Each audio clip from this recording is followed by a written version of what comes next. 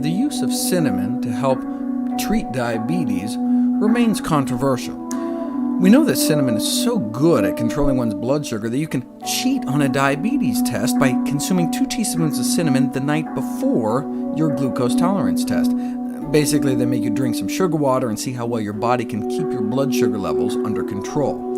And if you eat those 2 teaspoons right when the test starts or 12 hours before, you can significantly blunt the spike. A half teaspoon of cinnamon does not seem to be enough, but about a teaspoon a day does appear to make a significant difference. A review of the best studies done to date found that the intake of cinnamon by type 2 diabetics or pre-diabetics does lower their blood glucose significantly. So what's the controversy? Well, as I described before, cassia cinnamon, also known as Chinese cinnamon, or probably what you're getting at the store if it just says cinnamon, contains a compound called coumarin, which may be toxic to the liver in high enough doses. Originally, the concern was mainly for kids during Christmas time, where they might get an above-average exposure. But more recently, some researchers suggested that kids just sprinkling some cassia cinnamon on their oatmeal a few times a week might exceed the recommended safety limit. The bold values here are above the recommended upper limit.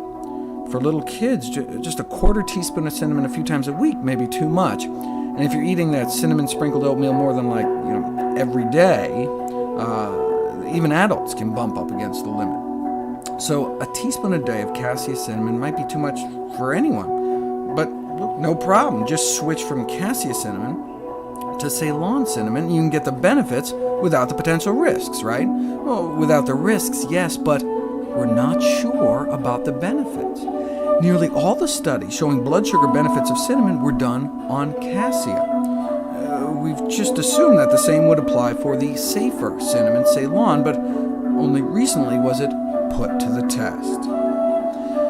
Owing to the presence of that toxic compound, the Federal Institute for Risk Assessment in Europe has warned against consuming large amounts of the cassia cinnamon, suggesting a switch from cassia cinnamon to Ceylon cinnamon, also known as true cinnamon.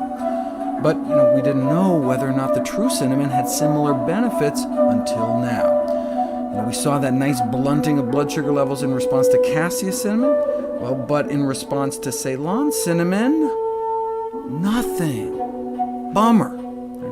In fact, they're thinking, maybe that potentially toxic coumarin stuff was the active ingredient in the cassia cinnamon all along. So, take out the toxin, you take out the benefit. So, they conclude, it's great that health authorities are recommending the switch. However, the positive effects seen with cassia could then be lost. So, should we give up on going out of our way to add cinnamon to our diet? No. I think it's still a good idea to shoot for about a teaspoon of cinnamon of Ceylon cinnamon a day, since there's a bunch of other benefits linked to cinnamon besides just blood sugar control, not the least of which is its potent antioxidant content. In fact, one of the cheapest food sources of antioxidants, beating out cloves and coming in just under purple cabbage.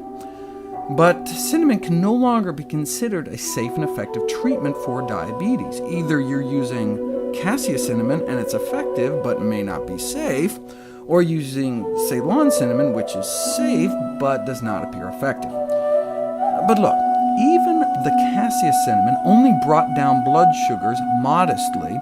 In other words, only as good as the leading diabetes drug in the world, metformin, sold as glucophage. It may work as good as the leading drug, but that's not saying much. The best way to treat diabetes is to attempt to cure it completely, reversing diabetes with a healthy diet.